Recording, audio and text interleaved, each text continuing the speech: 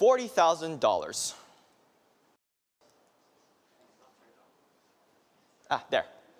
Or 4 million yen. There. I made that. But that's not very important. What is important is the wisdom that I have gained from this experience. This wisdom is what I aim to share with you. This, ladies and gentlemen, is my story. So, it was the summer of 2015. I was to go to a summer college program in Columbia University, New York. In this summer college program, I was to go under the guise that I was to experience the college life firsthand and have fun kind of thing. But in this program, I was supposed to sign up for a class. This class was, unfortunately, my father took the liberties and signed me up to a stock class. This was also the last time I have readily trusted his decision to do things on my behalf. But family matters aside, I thought I would have done fine because I thought I was very, very smart. You see, I was the type of kid who got straight A's in class without lifting a finger. Yes, I was that kid. Spite me all you want. But naturally, I thought I was a genius. So everything was going to be fine for me, right? Right? Well, unfortunately, that was not the case. What happened was, the professor walked in, and then there were about 10 minutes of introductions, and then an abrupt cut to lessons on all these completely alien concepts, things. I don't know what it's called. And then most everyone looked like they were able to follow. And then I realized, I was a freshman in a room full of juniors and seniors. I was years behind in subject material, in age range, in everything. Luckily for me, though, there were about a few other guys who were kind of like me, had no idea what was going on.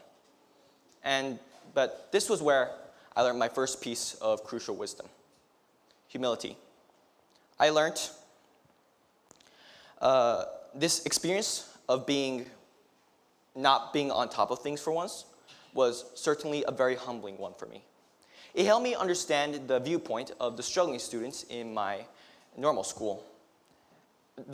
I've become much more patient, and I've become much more calm and collected in times of crises the more I practice this virtue. However, be warned, when I say to be humble, I do not mean for you to be humble in action, but arrogant in thought. This was what I was like before going to New York. I put up an image of being a humble person, but deep down I always thought that the majority of the world was inferior to my intellect. Do not kid yourself like this. This course showed me just how horribly wrong I was, and I assure you all, this was a very painful pill for me to swallow. So moving on with my story, it was things were looking very grim for me.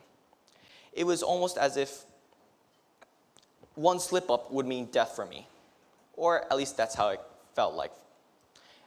Anyway, since I had this mentality on, I ended up studying until 2 a.m. every night, attempting to understand whatever was discussed during the day's lessons, but to no avail. This lifestyle would go on for the next 3 weeks, and after a few days of it, I was very much ready to give up. But I didn't. I found the strength to keep on going. So where did I find the strength? Well, ladies and gentlemen, this is where I learned my second piece of crucial wisdom. I learned to smile. Just like the Joker over there. No, not really. Anyway, to be more specific, I learned to smile in the face of despair, in the face of certain defeat.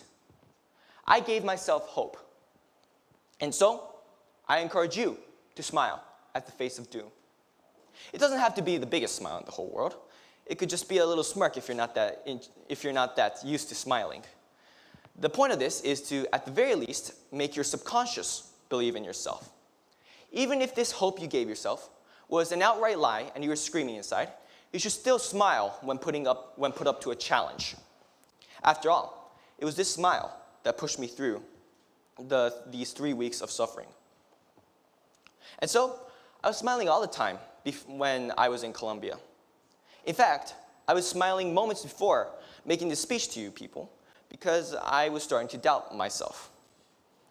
And as an added side effect, I happened to make a lot more friends because I was like this beacon of light in a cloud of darkness. But that's a story for another time. So, fast forward my story a little bit. It was the third and final week of this college course from hell. I was supposed, the good professor was hyping us up to play a stock simulation game. Basically, you were given $1 million theoretical dollars, and you're supposed to invest them in a number of companies to see what those investments do for you. Hopefully make money. To maximize our chances of making money, we were working in groups, and we were supposed to use everything we've learned over the past lessons to effectively make a lot. But my group, the Cool Kids Club, pronounced acronym CCC because KKK would be a little offensive, panicked a little bit because we didn't learn anything. So what did we do? Well, this is when we learned our third piece of crucial wisdom. We learned to trust our instincts. When the CCC picked their companies, we chose based solely on this gut feeling that we had that this company would do well, this other company would do well. It was, unfortunately, I do not have any logical reasoning behind why you should trust your instincts, but I must ask, when has things such as trusting your instincts ever had a sufficient amount of logical reasoning to it? And so, one may ask, when do I use my instincts? And then I say, well, whenever in doubt, use your instincts, because that is when they are the most effective when used. But enough of that. Allow me to tell you what happened when the CCC decided to trust their instincts. What happened was, we had a 4.5% total net profit and and something of a max of 8%. Most notably, the company that I chose had a 10% increase in share price.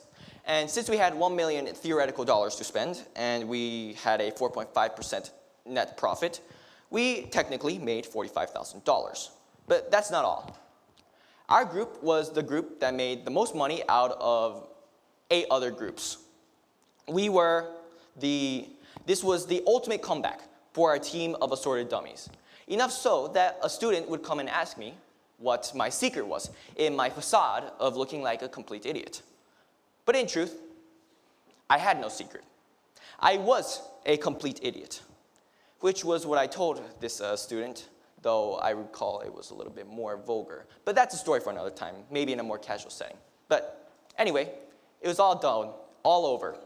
I got to go home. And I actually got to invest in my stock portfolio using real money, and actually made myself a pretty penny from that, something like $4,000. But that's not important at all. What I cherish the most from this memory is not the money, nor the things I spend it on, nor the satisfaction of doing something amazing, but the wisdom that I've gained from it.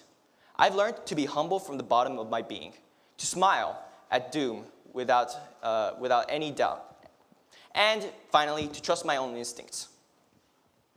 If there is anything I hope to gain from this speech, it is for you, the audience, to take my words to heart and master what I have learned.